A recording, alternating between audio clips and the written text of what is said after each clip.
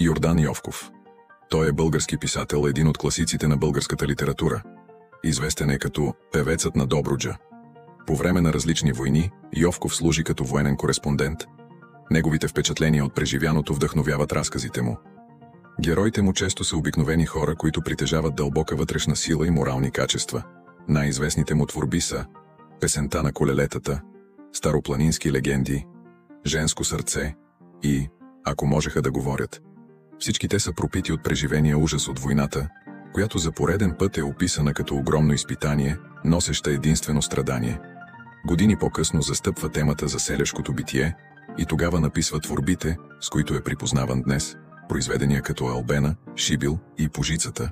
И ако следваме завета, който Йовков ни остави в творбите си, че красотата и добротата съвпадат и са ключът към един по-светъл и искрен свят, то нека да го използваме, за да сътворим този по-добър свят.